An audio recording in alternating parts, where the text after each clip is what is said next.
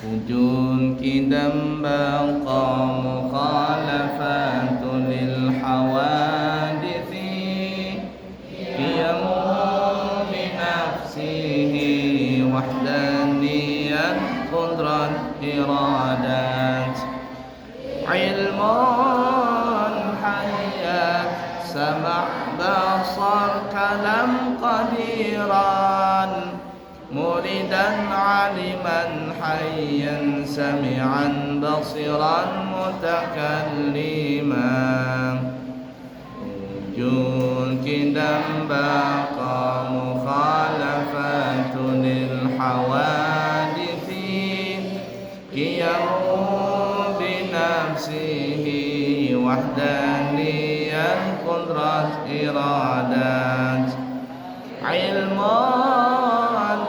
حياة سمع بصر كلام قديران مريدا عالما حيا سمعا بصرا كلما آدم إدريس نوح dan Hud Saleh Ibrahim dan Nuh Ismail Ishak dan Yakub Yusuf Ayyub dan Syu'aib Harun Musa Ilyas Daud Zulkifli Sulaiman Ilyas Yunus Zakaria Yahya Isa Nabi Muhammad sallallahu salamu alaihim ajma'in. Bismillahirrahmanirrahim. Alhamdulillahi rabbil alamin. Allahumma fassalli wa sallim ala sayyidina Muhammadin wa ala ali sayyidina Muhammad. Qala al-muallifu al-syekh Guru Ja'far Syabran fi kitabihi Risalah Tauhid rahimahullahu ta'ala wa nafa'na bihi wa bi ulumihi fid din wad dunya wal akhirah. Amin. Nah, sekarang kita akan membahas di halaman 28 Thamaniyah wa Ishrun, as-safhah Thamaniyah wa Ishrun, halaman 28, yaitu membahas sifat Allah yang ke-10 dari 20 sifat. Wujud, qidam, baqa, mukhalafatu lil hawaditsi, qiyamuhu bi nafsihi, wahdaniyat, qudrat, iradat, ilmun, hayat. Ya, ada yang ke-10 atau yang keempat dari kelompok sifat ma'ani. Mengatur 20 sifat wujud, qidam, baqa itu dan sampai mutakallimah itu terbagi menjadi 4 kelompok. Yang pertama sifat nafsiyah. Ada berapa sifat nafsiyah? 1. Apa itu? Wujud. Yang kedua kelompok sifat salbiyah. Berapa sifat? 5. Apa itu? Qidam, baqa, mukhalafatu lil hawaditsi, qiyamuhu bi nafsihi, wahdaniyah. Kemudian kelompok yang ketiga disebut ma'ani. Ada berapa sifat? 7. Qudrat, iradas, ilmun, hayat. Yang keempat sama, basar, kalam. Nah, jadi sifat ma'ani yang keempat, kelompok sifat ma'ani yang nomor 4 adalah hayat. Kemudian yang kelompok bahagian dari sifat 20 yang keempat disebut namanya ma'nawiyah. Berapa sifat ma'nawiyah? 7. Qadiran, muridan, aliman, hayyan, sami'an, basira, mutakalliman. Mesti hafal itu. Orang belajar tauhid mesti hafal. Kalau enggak hafal itu bahaya, goyang dia punya iman nanti. Kalau enggak hafal, enggak memahami itu, Goyang dia punya iman. Berbahaya kalau goyang punya iman itu.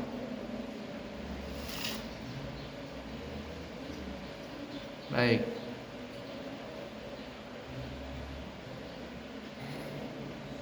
Yang ke-10, hayatun, hidup. Allah Subhanahu wa taala Maha hidup, ya. Allah Subhanahu wa taala Maha hidup. Arti hidup ini, hidupnya Allah itu tidak perlu pakai jantung, tidak perlu pakai nafas. Kalau kita, hidup kita perlu apa? Perlu nafas, perlu jantung. Hidupnya Allah tidak perlu pakai ruh. Kalau kita ada ruhnya. Hidupnya Allah tidak berawal, tidak berakhir. Tidak ada berawal dan juga tidak berakhir. Hidupnya Allah tidak ada tua, tidak ada muda, tidak ada masa kecil, tidak ada semuanya. Pokoknya kalau ditanya Allah hidup, ya Allah hidup. Hidupnya Allah tidak berwaktu, hidup tidak menghajarkan waktu. Hidupnya Allah tidak memerlukan roh, tidak memerlukan jasad, tidak memerlukan apapun juga. Allah hidup.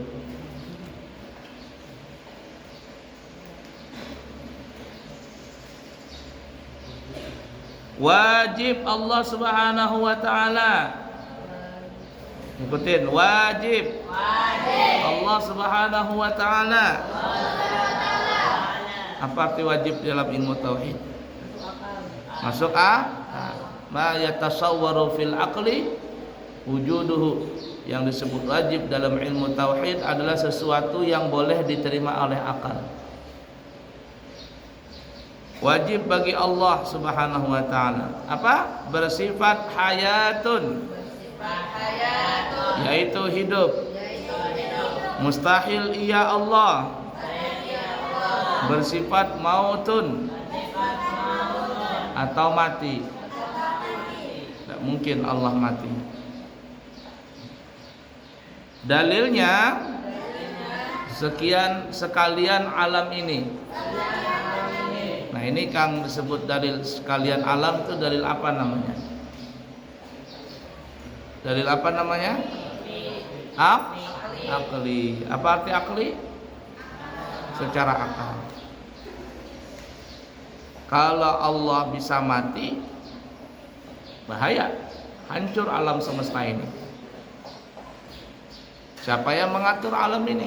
Allah. Tentu yang mengatur adalah Dia hidup. Jadi menunjukkan Allah itu hidup, dalilnya adalah secara akal adalah alam ini, seluruh alam ini. Baik alam gaib ataupun alam syahadah. Alam syahadah, alam gaib, alam syahadah adalah yang kita lihat ini. Alam gaib yang kita tidak bisa lihat tapi kita merasakan keberadaannya. Ya, banyak sekali alam gaib itu. Malaikat-malaikat, alam ruh, alam kubur, alam akhirat yang sekarang kita belum lihat. Itu masuk namanya alam gaib. Firman Allah Subhanahu wa taala dalam surah Al-Furqan ayat 58. Wa tawakkal 'alal hayyi alladzi la yamutu. Bertawakallah kepada Allah yang Maha hidup, yang tidak pernah mati. Nah, Allah itu hidup, enggak pernah mati. Hayyun qadimun. Hidupnya Allah itu kekal. La yamutu, tidak pernah mati. Penjelasan Allah Subhanahu wa taala menciptakan alam dengan kudrat dan iradatnya. Apa arti kudrat? Kudrat artinya apa? Kuasa. Iradat artinya berkehendak. Qudrat kuasa, iradat berkehendak.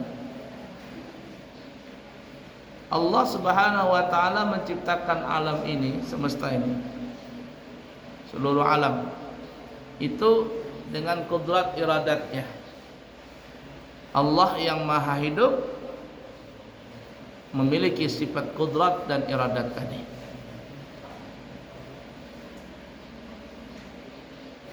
Dengan kun fayakun Allah, jadi maka jadilah. Nah, jadi Allah menciptakan alam ini dengan qudrat iradatnya. Tapi apakah Allah cuma bisa menciptakan? Tidak. Kita lihat selanjutnya. Bukan saja hanya menciptakannya, tetapi juga membina dan memelihara dalam perkembangan selanjutnya.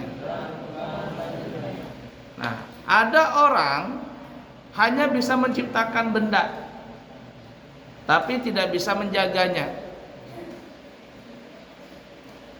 Contoh ringan, ada orang masak sayur.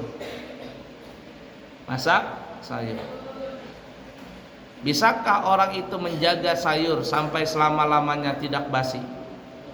Bisa nggak? Nggak bisa. Orang bisa bikin sayur, tapi tidak bisa menjaganya sampai tidak basi-basi. Nah, berarti apa di situ? Ada kelemahan. Allah Subhanahu wa taala menciptakan alam semesta ini dari yang kecil sekali sampai yang besar. Yang kecil seperti atom, neutron, apa tuh? Kemudian apa? Neutron dan lain sebagainya yang kita pernah bahas kemarin tuh. Benda-benda yang kecil sampai yang paling besar. Apa makhluk Allah Ta'ala yang paling besar? Arash. Itu paling besarnya ciptaan Allah adalah arash. Allah bukan hanya bisa menciptakan, tapi juga bisa membina, memelihara, menjaga. Coba kalau seandainya Allah cuma pandai bisa menciptakan, mungkin planet-planet ini sudah bertubrukan semua, debar. Tapi dengan kudrat dan iradat Allah, alladzi hayyun la yamut, yang Allah itu hidup tidak pernah mati. Allah cukup mengatakan kun fayakun, jadi maka jadilah, maka terciptalah alam semesta ini. Bukan hanya menciptakan, tapi Allah menjaga itu supaya tidak bertubrukan, supaya tidak hancur. Sampai kapan? Sampai Allah merasa bosan. Kalau sudah Allah bosan dengan alam ini, maka dijadikannya alam ini hancur, yang kita kenal namanya kiamat. Lalu Allah ganti alam ini dengan alam akhirat, yang mana alam akhirat itu cuma ada dua. Alam akhirat itu cuma nanti ada dua. Apa itu? Yang pertama surga, yang kedua yang masuk surga kekal selama-lamanya, yang masuk neraka kekal selama-lamanya, nggak pernah akan mati.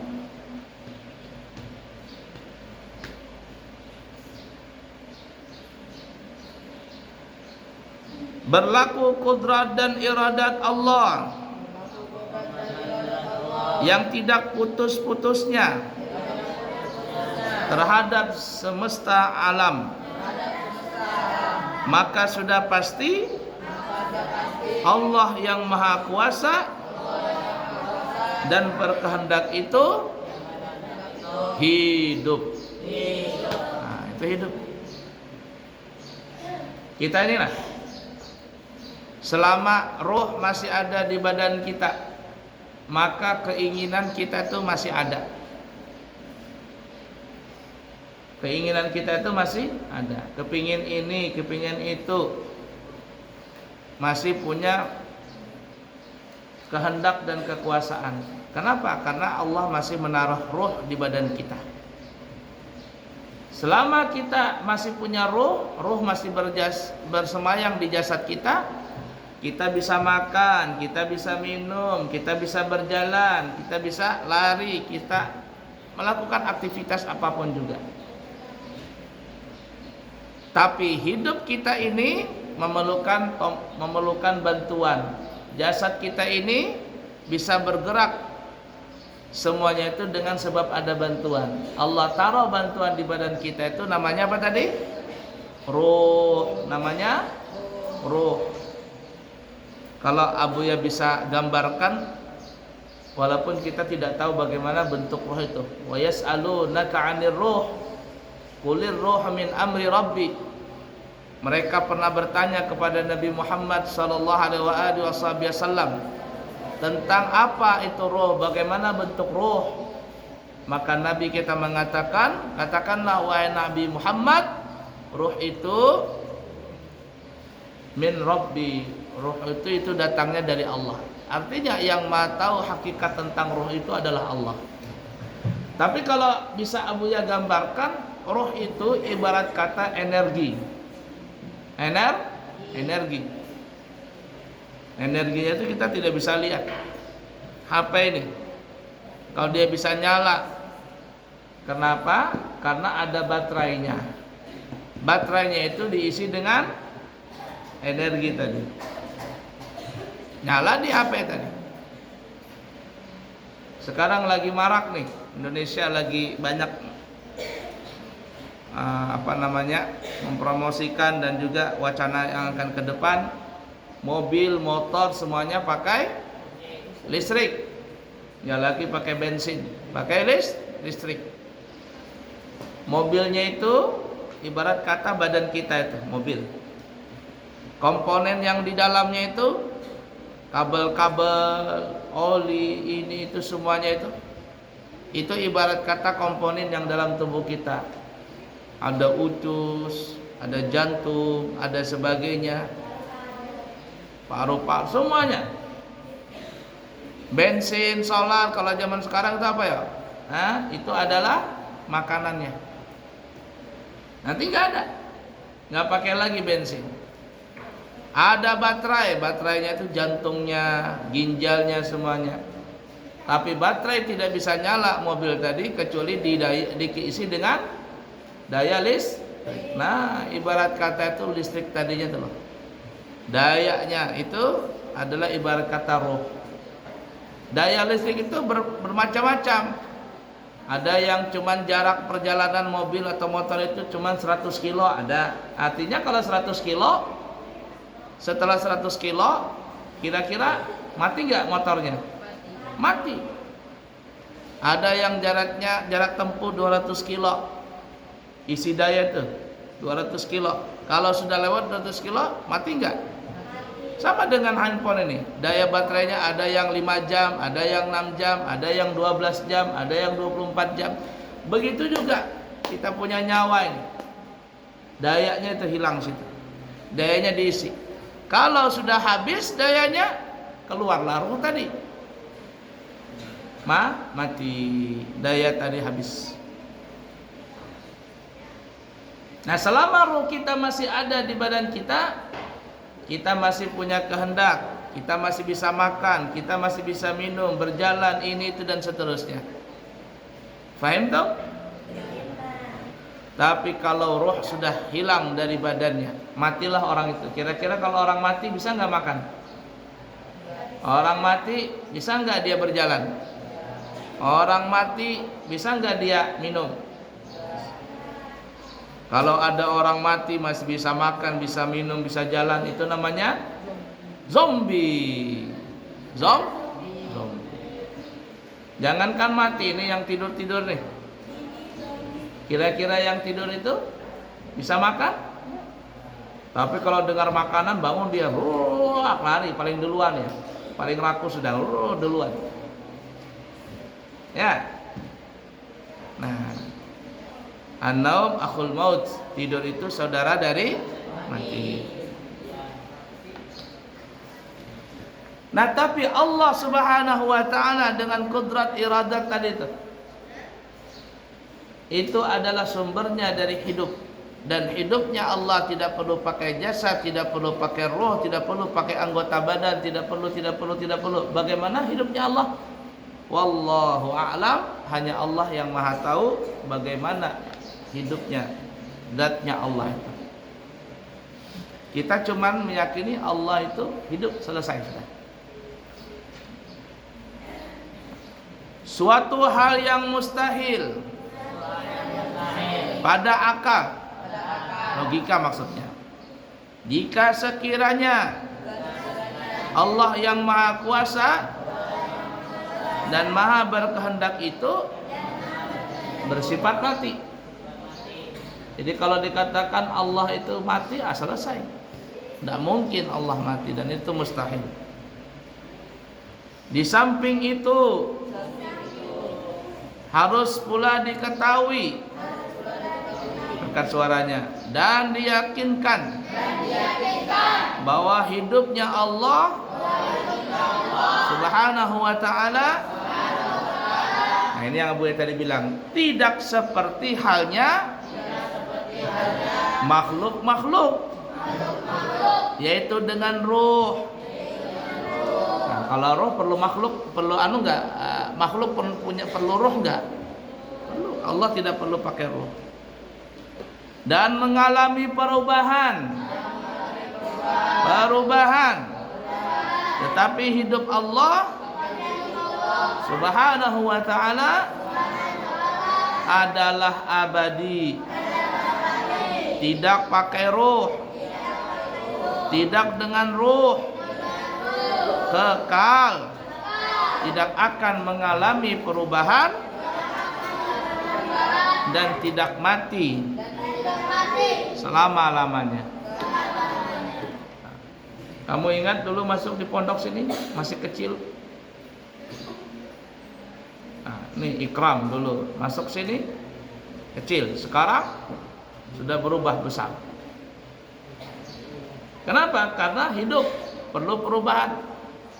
Lihat pohon itu, dari hanya satu buah biji, lalu ditanam di tanah, disiram, lalu tumbuh besar sampai jadi pohon besar.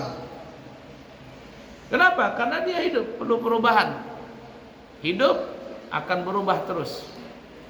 Apakah kekal? Tidak. Suatu saat nanti akan mati. Kullu nafsin dha'iqatul maut. Setiap orang yang bernyawa pasti akan mati. Sedangkan Allah tidak perlu pakai nyawa. Firman Allah Subhanahu wa ta'ala dalam surah Al-Baqarah ayat 255. Allahu la ilaha illahu Al-Hayyul Qayyum la ta'khudhuhu sinatu wa la naum. Allah Subhanahu wa ta'ala adalah Tuhan yang patut disembah. Tidak ada Tuhan selain Dia. Maha hidup dan maha berdiri sendiri. Tidak pernah mengantuk dan tidak pula tidur. Jadi yang mengantuk itu makhluk, yang tidur makhluk. Allah tidak pernah mengantuk dan juga tidak pernah tidur.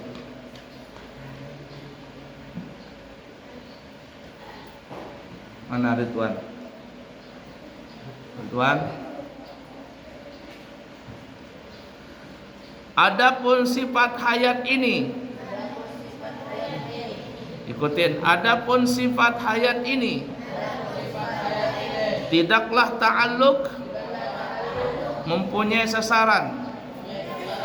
Karena apapun juga tidaklah seperti sifat-sifat ma'ani yang lainnya masing-masing ada ta'alluqnya. Tetapi sifat hayat adalah merupakan dasar. Dari dasar itu bersumber sifat kudrat, sifat iradat, sifat ilmu dan sebagainya. Oleh karena itu langsung. Nah, jadi hayat ini sumber dasar dari segala timbulnya sifat kudrat, iradat, ilmun, ya, sama, basar, mutakallimah. Ya seperti halnya makhluk, kalau dia hidup, ya tadi bisa makan, bisa minum, bisa berjalan dan sebagainya. Tapi kalau sudah mati, tidak bisa apa-apa lagi. Wallahu a'lam. Apa lagi belajar? Hah?